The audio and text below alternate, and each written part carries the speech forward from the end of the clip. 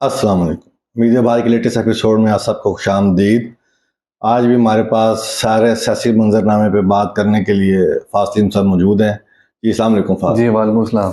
ये बिला तमहीद सबसे पहले गुफ्तगू शुरू करते हैं और मेरा सबसे पहला क्वेश्चन है आपसे कि बड़े ठाठ बाट से और बड़े ज़ौक शौक से पार्टी लॉन्च की गई जिसका नाम था इस्तेकाम पाकिस्तान पार्टी। क्या बना उसका? उसका जो इनिशियल इजलास हुआ उसके बाद तो बिल्कुल कुछ गहमा गहमी नज़र नहीं आई। बड़े लोग ज़ौक शौक से उसमें शामिल हुए थे। तो आप उसकी क्या जो है एक्टिविटीज़ हैं या क्या वो इलेक्शन में हिस्सा लेंगे, क्या करेंगे, वो इत्तेहाद करेंगे? असल में मुझे तो इस बात की समझ नहीं आती कि कौन सा माइंड है, कौन सा बेवकूफ़ इंसान है जो इस सारे मामलात के पीछे है। देखिए, अगर आपने किसी को डैमेज भी करना हो, असल मकसद तो ये था कि जो हमें नज़र आ रहा है कि इमरान खान को डैमेज करना है आपने। तो डैमेज करने के लिए आपने शेर के मुकाबले के लिए आपको एक शेर चाहिए होता है, ना कि आप शेर के मुकाबले के लिए आप 100 गिद्दड़ भी इकट्ठे करते तो कोई फ़ायदा नहीं है, उन्होंने भागना ही है।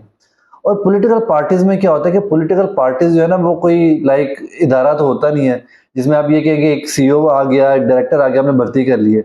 ये अवाम आप एक दफ़ा पार्टी तो बना लेंगे इदारे की तरह, लेकिन अल्टीमेटली आपको उसका वोट बैंक चाहिए होता है। जैसे कि नवाज़ शरीफ को लॉन्च किया गया ज़िया-उल हक के दौर में। तो जो ज़िया-उल हक का टाइम जो वो था वो 10 साल उस पौधे को जो है ना वो आप कह रहे हैं कि उसे पानी और वो सारा कुछ दिया गया।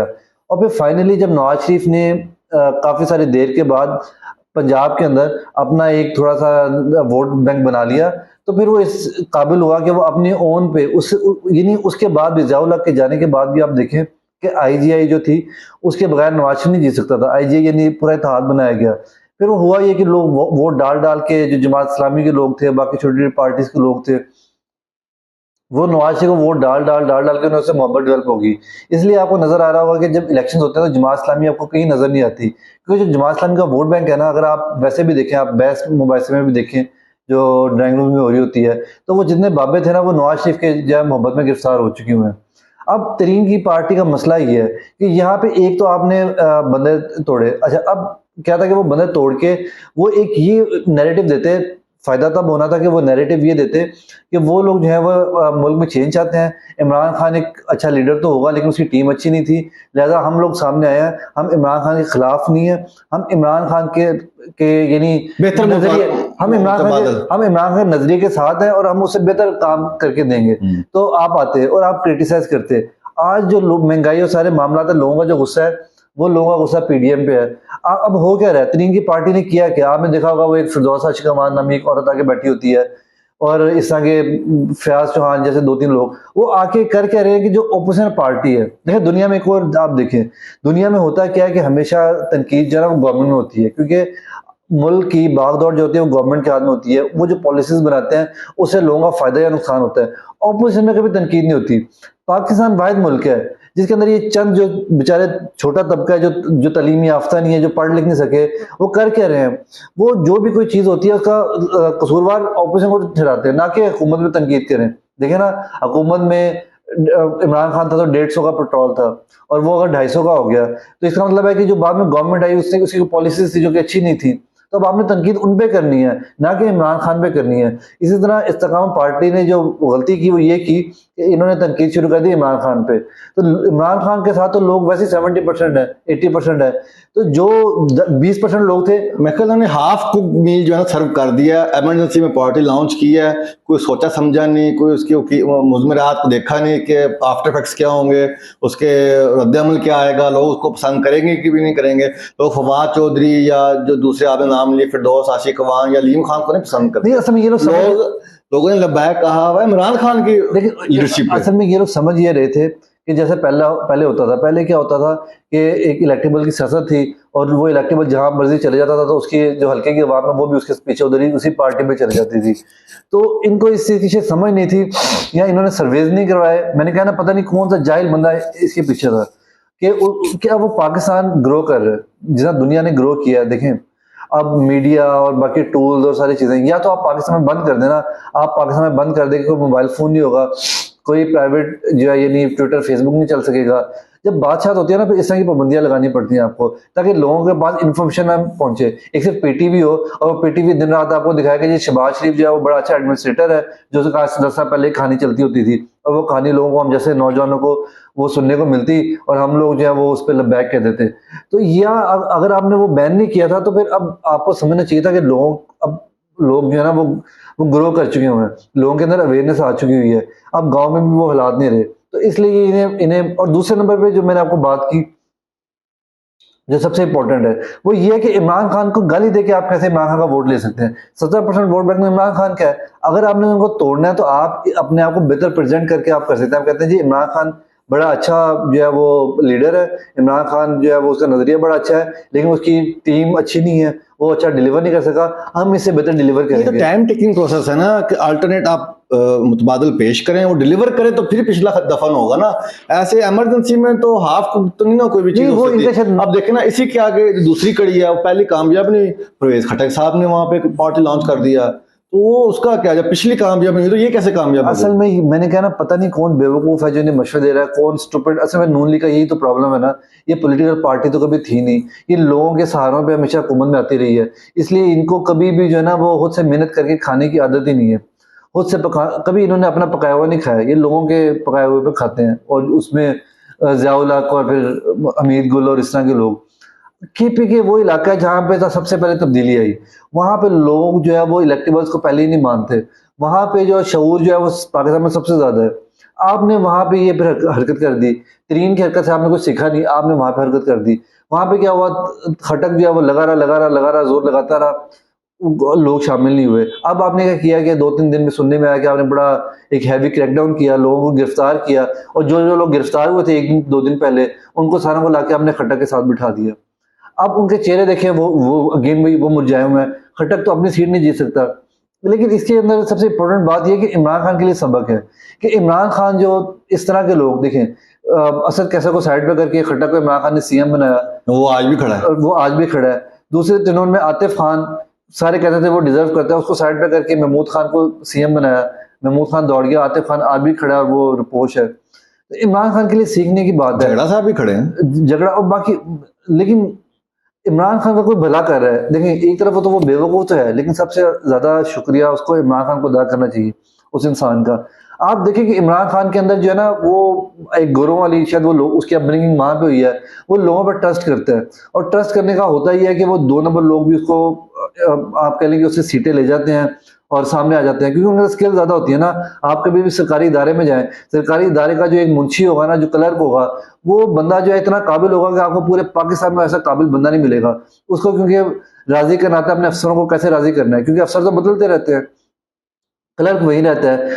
नेक अफसर है तो वो उसके सामने वो नेक बन जाता है और नेक बन के उसको राजी कर लेता है। करप्ट अफसर है तो वो करप्ट बन जाता है और उसको पैसे पूसे खिला के राजी कर लेता है।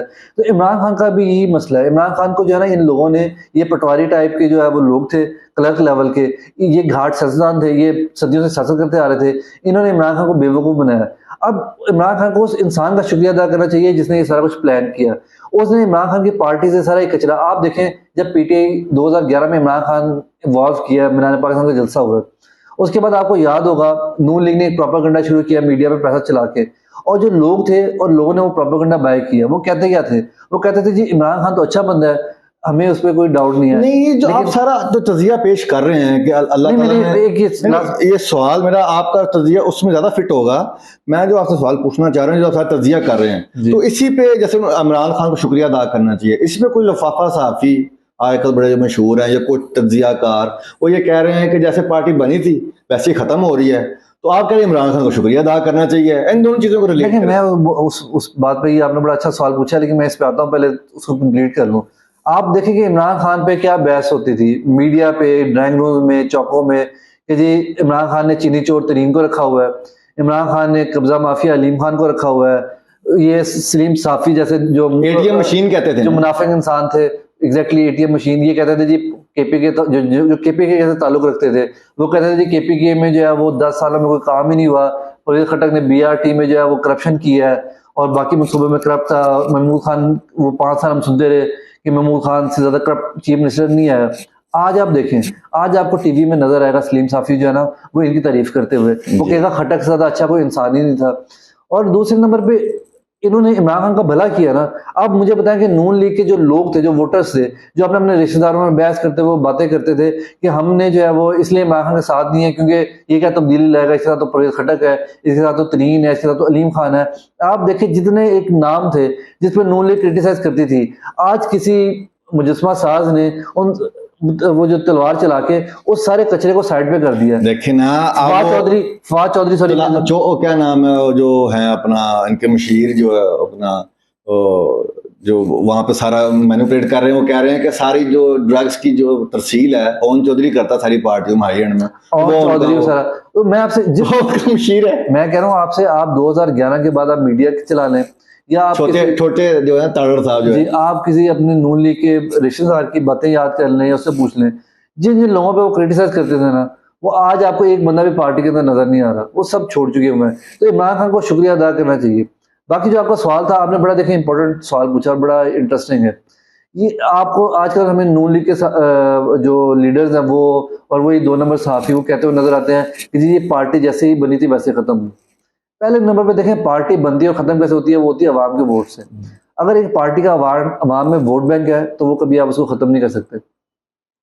अगर वोट बैंक नहीं है, अच्छा अब बनी कैसे थी, अब आप देखें कि हमारे पाकिस्तान में 3 पार्टियां बनी हैं आज तक जो कामयाब हुई हैं। बाकी तो लोग आते जाते रहे ना, छोटी छोटी पार्टीज बनती रही हैं। एक पेपर पार्टी, पहली पार्टी थी पेपर पार्टी।